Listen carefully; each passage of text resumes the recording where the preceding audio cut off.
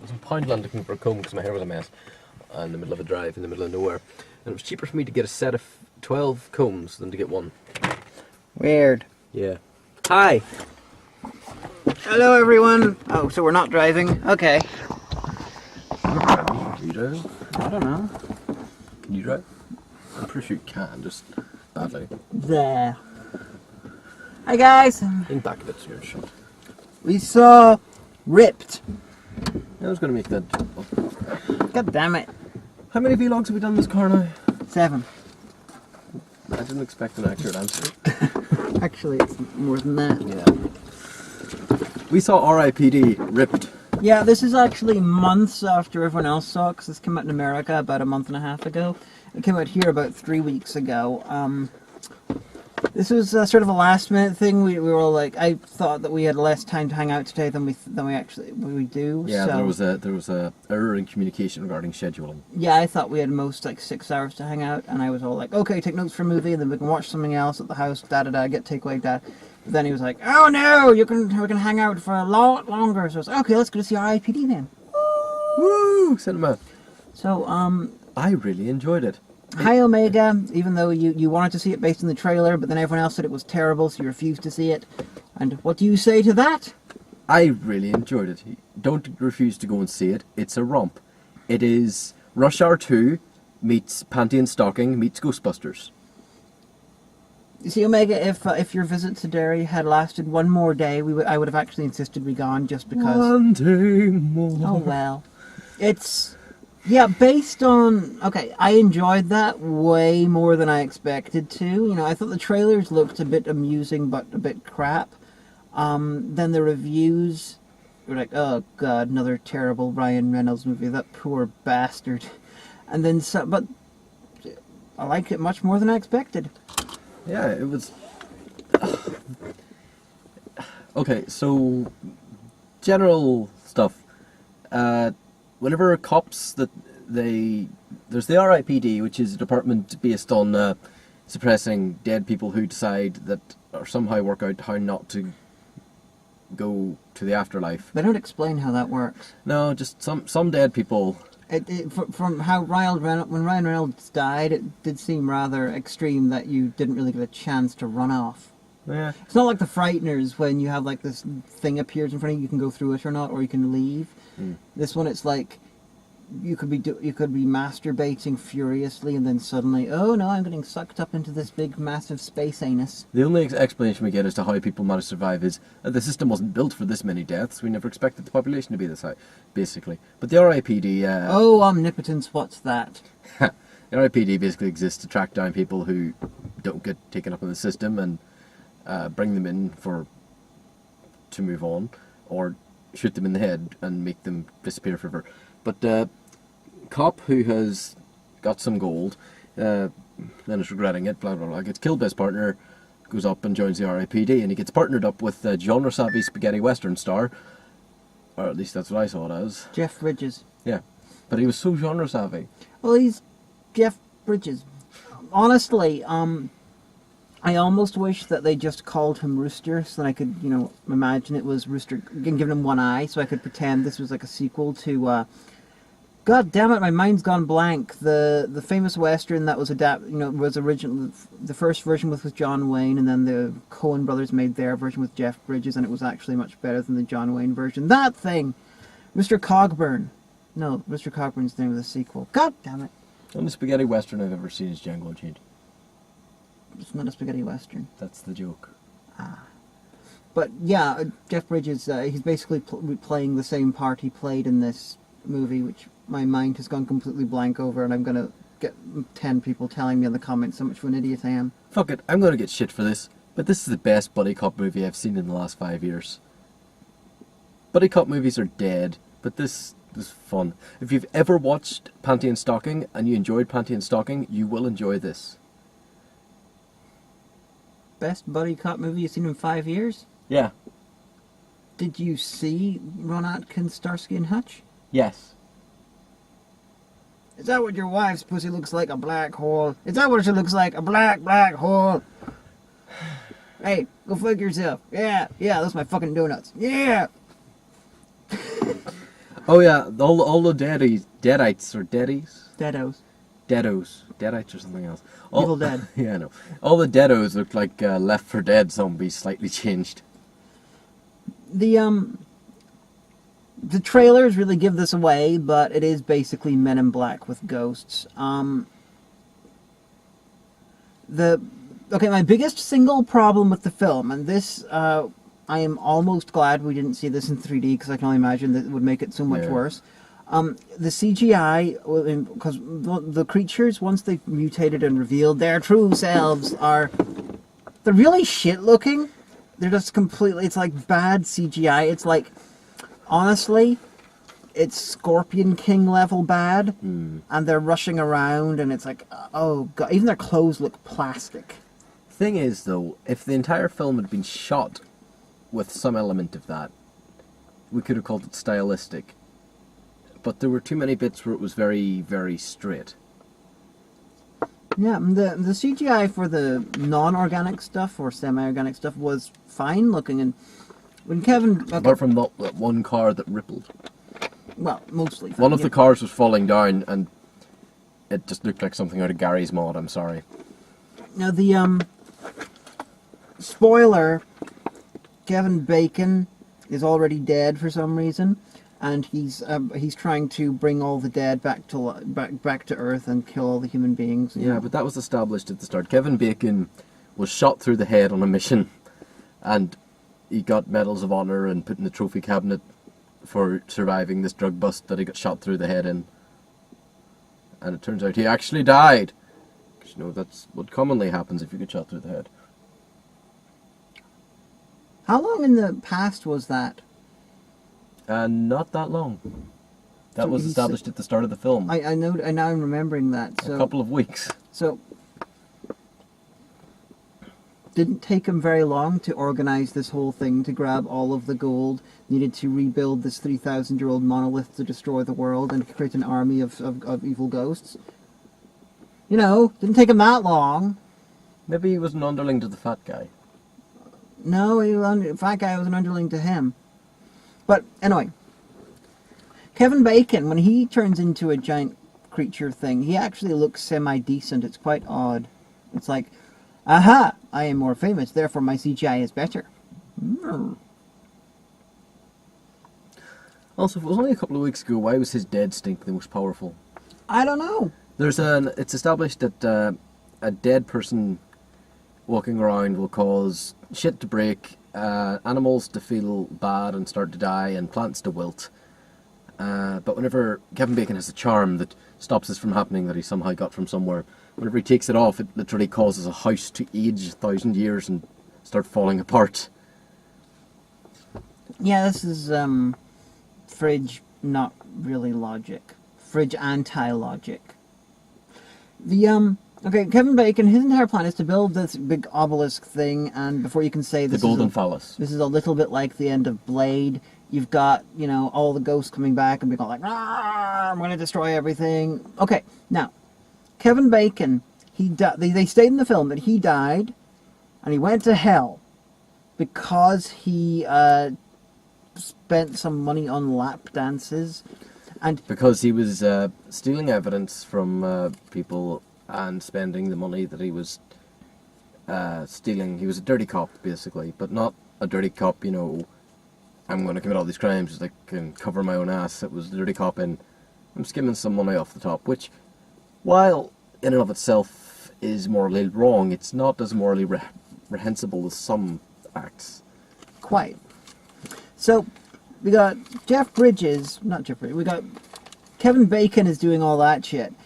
And he ends up going to hell for that, and he's like, oh no, I'm going to escape hell because everyone's fucking terrified of Kevin Bacon. I don't know why. Oh no, 6 degrees of Kevin Bacon, therefore he's connected to the devil. Okay, therefore he gets out. Then he decides he's going to destroy the world. He's going to build this fucking thing all in the space of 2 weeks, which will then destroy the entire world, and therefore bring all the dead to the earth, and then they will rule there like, you know, father and son for some reason. That's another thing. I just going back to the whole how long ago was he shot. I don't know many police forces that would put a guy on active duty only a couple of weeks after he's been shot. Never worked in Boston, man. That place is evil. Evil. But the Kevin Bacon, he. Okay. Now, without question, bringing an entire tide of dead back to the world of the living so they can destroy everything and or fuck the place up or whatever the fuck they do, that's not good. I'm going to say that now. You know, this is going to be me being controversial again. That's not good. However, I have to say, once those guys are dead, they're going to come back to life because they're dead. Therefore, they are ghosts. Therefore, they can be on Earth too. So, ultimately, the only thing that's changing for the people on Earth right now is the world's going to become a bit more crowded, the world's going to become a bit shittier, and the planets are going to start to wilt. That is the biggest changes that are going to happen. And cumin will be outlawed. Yeah, there's going to be no more Indian food because dead people hate Indian food. Yeah, okay. cumin causes you to mutate from being able to hold your human form into the big deado. Not sure why. But that's what's going to happen if all the dead come back to life. On the other hand, people are being sent to be tortured for all eternity for skimming a tiny bit of money off the top and using it on lap dances. I gotta say, it's like they're trying to stop Kevin Bacon from destroying the world, but that is a lesser evil than the status quo they're defending. By quite a bit. Even if every single person who is killed whenever all the dead come back to life is, gets Kevin Bacon 100 years in jail. That would be a lot of time in jail for each death. Yeah, Kevin Bacon's a middle-class white guy. He would get 1 year in jail. But still, even if you give him 100 years each, that's, longer than an average human lifespan. 7 billion people? Mm-hmm. That's 700 billion years. That's nothing to eternity. It's still a set sentence. It has an end. Yeah, this is one of, it's a silly film, I admit that, but the system they're defending is it's not just disgustingly corrupt, it's astronomically corrupt. There is no way to get your mind around exactly how horrible the system is. So, I would not feel bad if Kevin Bacon killed everyone, because then they'd be dead and they'd be just as happy as everyone else. But that's because you're a robot with no emotional investings. Kevin Bacon stabbed his wife and brought her donuts. He's evil. Also, he shot him in the head. Yeah, he did. Yeah. He did. But none of those things equal an eternity of punishment. Don't look at it then as if they just stated that if they spend a certain amount of time in hell until the time is served and and it's earned back, then they went to heaven, that would be fine. Or they have a that would perfectly okay. But the idea, people just throw around the concept of eternal punishment really, really, willy-nilly, and it bothers me because it is actually one of the worst ideas conceivable in anything. That's something we both agree on. I don't see many things. In fact, I can't, off the top of my head, think of any action that you can take that should have you punished eternally. No. You know why? Because it's impossible. Because there's nothing we can do that lasts eternity. Literally, nothing we can do can equal that. That's why it bothers me so much, because, I got my mind around the idea that eternity... Except taking the Lord's name in vain. Well, yeah, it's one of the many issues I have with Christianity. We cannot do anything to deserve that. Therefore, the system is worse than the villain of the film. Yeah, but moral objections. If this was like Preacher or something, it wouldn't be so bad and be like, everyone's a cunt, ha ha ha. But this is like, the cops are good and it's nice and good. This is just. It's not. At least they did get round this quite cleverly by just shooting Kevin Bacon in the head with one of their ghost guns, which disintegrated him and therefore erased him from history. Honestly, if I was in this film and I died and they're going to send me to hell and I escaped, you have the choice. You hang out on Earth and you get captured by the R.I.P.D, in which case you get sent back to hell, or if you resist arrest, you get shot in the head. Being shot in the head disintegrates you, destroys you. You are literally lost. Ends your existence. Yeah, that's much better than torture forever. So what they've done there is they got a system which encourages people to resist arrest. In fairness, most police forces do have a system that encourages people to resist arrest. Yeah, but this one does it in a much more overt way. You know, we're going to torture you. We're going to torture you for years on end, or we're going to kill you instantly. Interesting point of fact about handcuffs, by the way. Yeah. Handcuffs in and of themselves are designed whenever somebody's arms are behind their back. And now, most handcuffs have about 8 inches between the two cuffs, unless, of course, you're buying handcuffs like I buy handcuffs. But American police forces, they have about 2 in a lot of them. This is designed to make people resist arrest because it's literally very hard to keep your arms in the right place. So a police officer can try to put your hands behind your back. If you, say, have anything wrong with your shoulders, this is called resisting arrest. That is designed to allow the police to have a reason to use brutal force. Now we know G.I. Joe. Knowing is half the battle. But yeah, the CGI in this is fucking terrible. The CGI is terrible. Yeah. But if the whole movie had been done with overt CGI through it, it would have been better. And although, you know, some parts of it, you know, with the directorial choices and the shots and all, sometimes it was completely fucking distracting and awful, but other times where they just used the CGI for an excuse of demented camera work, I was all for that. You know, occasionally, like, they did really weird things with gravity and shot choices to make it look like, you know, there's something weirdly non-Euclidean going on and everything, which was great, and I loved that. I really just wish that they'd put that into the actual set design. The R.I.P. department, there was a tiny bit where they were, like, they were going walking across nothing. Yeah, and then there was shit going on. They could have made that across the whole thing, like, have you look around the room they're in. And hovering desks. Hovering desks is very boring. What I'm thinking is, you look up and it's like, you know, the room sort of bends at a weird angle and stuff. It's, you know, non-Euclidean stuff that physically cannot exist. Like, make it look like a police department designed by M.C. Escher. Or make it look like Terry Pratchett's library. MC.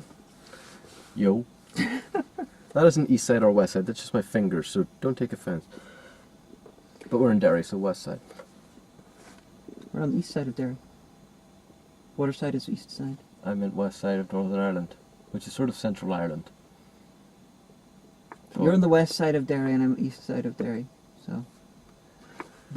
Westy Boilerman. I'm a Protestant. Well, obviously You're an atheist, you don't get to be an either.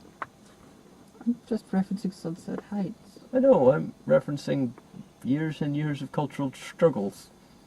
Well, if you're really a Protestant, then you should be joining the Boilerman. You should, you know, rebuild the fountain over on the east side, the water side, and you'll be fine. One thing I really liked about this movie was that the old cowboy... Everybody has these really awesome-looking revolvers, and I'm sorry, I have a thing for sillily designed revolvers. The cowboy obviously has a inscribed gold one that just looks fucking great. I don't care that it's a stupid choice of gun. I don't care that it's not a very effective weapon.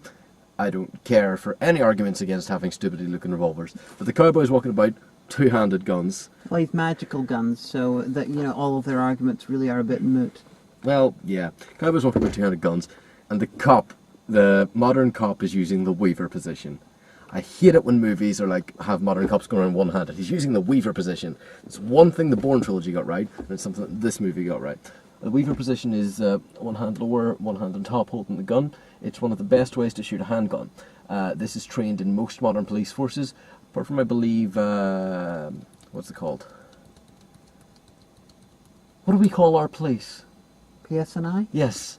I was going to say the RUC, but I couldn't get RUC out of my head. Our police are not called the RUC anymore. The PSNI don't train the weaver position, they train a silly one like this, which gives you more strength to avoid the recoil, but they all use Glock 17, so it's not about recoil. I will not go into guns.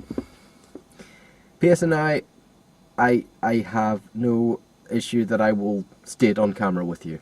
Don't leave me alone. Apparently they're quite good at urban things, allegedly. I don't know. I don't know shit. No, police. The English police are all sent over here to learn how to be police. I would not be surprised. Anyway, this film's a fun romp. There was something else I was going to mention. It was nice to see Boston getting blown up for once. You know? It's not Paris, it's not London, it's not New York. Yeah, or Chicago. You know, we've seen a lot of cities. I think I'm fairly sure Washington D.C. got blown up at least once in the last couple of years. It is nice to see. You know, it's like someone remembered that Boston exists. Woo.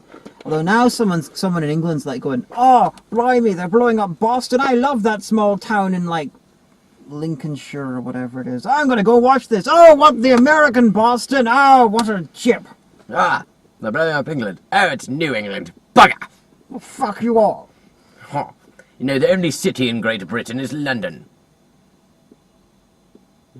That's patently inaccurate by any standard, because UK standard, you're a city if you got a cathedral and or a charter, and there are a lot of places which have them. And It's even also more than 10,000 citizens. Even by American standard, which is something to do with size, I'm not entirely sure.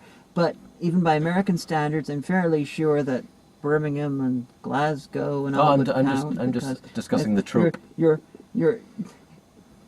argument can only really work if the person is just a crazy person that believes that London is the only place in the UK, literally. Which No, I'm just going by movie tropes. The only place in the UK is London.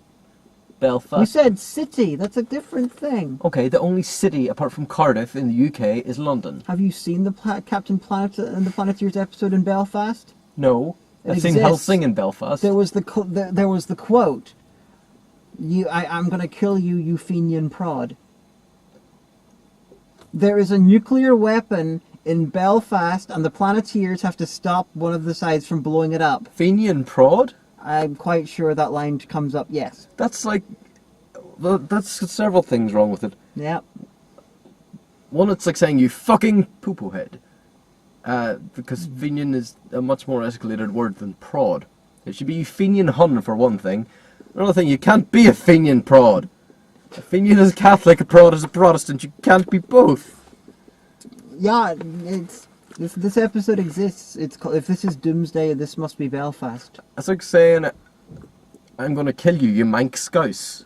Now, what happened in this episode, if I remember correctly, the villain of the week gives a nuclear weapon to peoples of Belfast. So you got the Catholics and the Protestants are arguing over who's going to blow it up to destroy their enemy's community, obviously without realizing that their own community will be blown up too.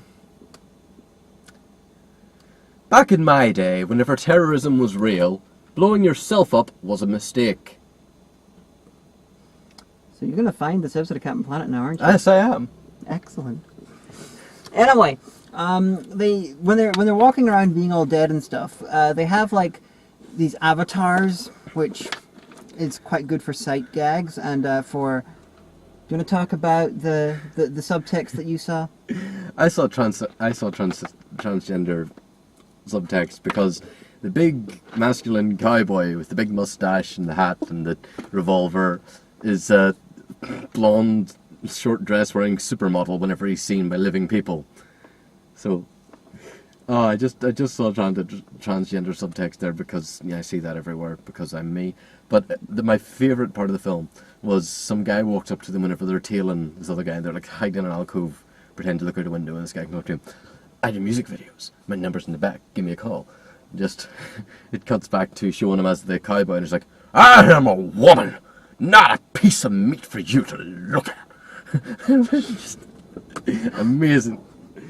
But I know that's probably can be construed as a transphobic joke somewhere or something stupid, but I thought that was well done.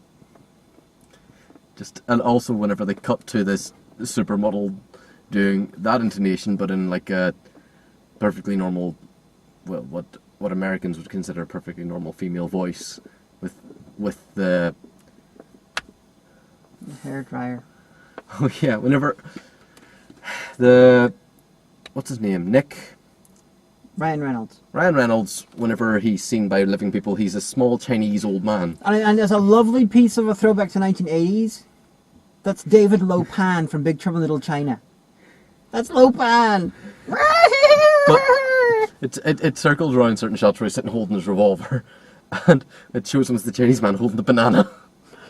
And then whenever they show the Roy, the big cowboy, he's got his big gold revolver. But in the shots where they show him as everybody else sees him as a supermodel, he's holding a hairdryer. It's disguises designed by committee, done perfectly. Yeah. Also, their captain is this short, white, really sassy woman who's always shouting people. Based on her outfit, I'm guessing she's from the 60s, mid-60s. She looks like she's wearing a Japanese police outfit, but anyway. Well, I'm just thinking from her choice of clothing and the hair length, I'm thinking she was mid-60s, and she was probably one of the earlier woman beat cops on the force, guessing. But whenever normal people look at her, she's like this 6.5 foot tall black doctor man, and he's bald and shit. And I like that. There's something about a movie that makes your disguise completely, almost the opposite of what you are. I don't mean that offensively in any way, like the opposite of a white guy isn't a Chinese guy, obviously. But it's like just so juxtaposed from your actual appearance. I like that because it kicks something funny off in my head. Racist. Well, no, we've already established that I am racist in these vlogs, so I'm not even going to argue that point anymore. Do you want to admit to any crimes? I don't think you've admitted to being to slavery yet. I'm morally opposed to slavery. Now, serfdom I'm completely for. I have a serf. Do you have a lesbian scene you want to talk about?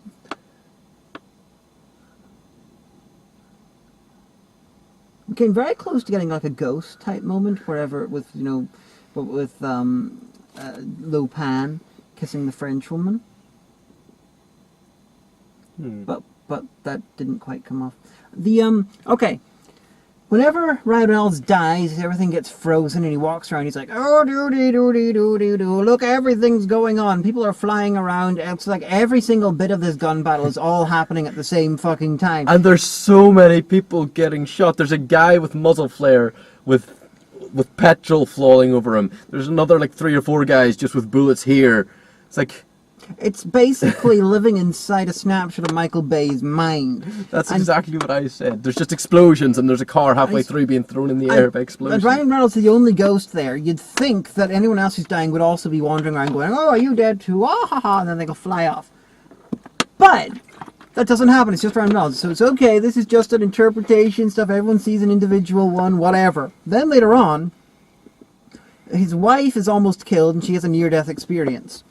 And personally, I would have thought that they should have killed her, made her die, and then maybe help out at the end, and then be all like, oh, look. Yeah, I thought that was what was coming. She can be a deado, but, they give her the amulet thing so it doesn't actually affect anything, and or just recruit her. Well, she's not a police officer, so they just let her be one of the ones who's allowed to stay around. That would have been a much better ending. Yeah, they established that they have CIs, or informants, and there's like a guy who's just really into the Boston Red Sox, and he keeps his ear to the ground for them, and they let him live in the stadium and watch the matches. Yeah, they could have done something like that with her. But then whenever she has this near-death experience and she's nearly dead, she's like, oh, look, I'm looking around and everything's frozen and everything. But, of course, the other ghosts on the scene who are not dead, Jeff Bridges and Ryan Reynolds, they can all interact with her. Meaning that all the other ghosts do interact in those scenes. So apparently, regardless of the fact that was a massive smorgasbord at the start of, like, death, Ryan Reynolds is the only guy who died. He got the short end of the shit stick. No, I'm interpreting it slightly differently. There were some people there who had just died, and everybody else was just about to die. Like, there were guys who were just about to get a bullet in their head. There were guys just being thrown back by an explosion. I think he was the only one who died at that exact point. I want to know why Kevin Bacon felt so secure about the fact that he could gun down Ryan Reynolds in the middle of this thing and then get away with it, because you'd think that that there would be some sort of investigation into the death of each guy. Yeah. They would eventually work out what happened. Yeah. Hey, Kevin Bacon, your fingerprints are on this gun that shot Ryan Reynolds. Do you wanna have like a comment on that? Hey, Kevin Bacon, these bullets that are in Ryan Reynolds' bulletproof vest and head inside his skull, the hammer marks on the shell casings and the bullets themselves are forensically linked to you. In fact, we have your DNA from where you were filling the magazine. Yeah, It's very hard to get away with a gun crime. Now, if you want to stab somebody with ice, what you do, you get a long blank, you get a tray of ice and you put a long blank in it, and then you take it out. Now, keep it cold while you're doing this, but you can chip bits off the edge. You can make it almost as sharp as a flint knife. Now, this is a really effective weapon for stabbing somebody. Now, obviously, they will know you stabbed them with ice due to slight cold cauterizing. It's not quite cauterizing around the wound, but they'll work out, oh, something very cold that stabbed them. But it's very hard to trace who stabbed somebody with water. Now, that's my crime. Jeff Bridges. So Kevin Bacon, they know that he's, they do some sort of investigation and work out that he killed him. It would have been much more sensible in the film and in real life, if you're in this situation, for Ryan Reynolds to come face to face with one of the drug dealers, and then Kevin Bacon walks in, and then there is some, they use the fact one of the drug dealers there. Kevin Bacon doesn't save Ryan Reynolds and lets the drug dealer kill him and then kills the drug dealer. Something like that. Yeah. Or have a scene where Kevin Bacon's sitting with the room and they have some, slight drama going on about the fact that, oh man, I turned around, the door was kicked in, and I didn't realize it was him, and I thought I was killing one of the drug dealers. So like they knew that Kevin Bacon did it, but he was like, oh no, it was an accident. One of those two things would have been much more sensible. Alternatively, because they're so high up, they were about 4 or 5 stories up, he hit his head in several catwalks on the way down. If Kevin Bacon hadn't shot him, just, came over to him, hey man, are you okay? I can't let you go away with this gold. Pushed him. Yeah, and if Kevin Bacon's already collecting the gold, why did he give half it to Ryan Reynolds during the last drugs bust? I don't know. Why did the drug dealers have the gold? Because this gold was like being looked for the dead. Why would they randomly have it? Surely the drug dealers would probably have melted it or something. Okay, there are plot holes en masse in this, and it's... I enjoyed it, but I don't care about how silly it was.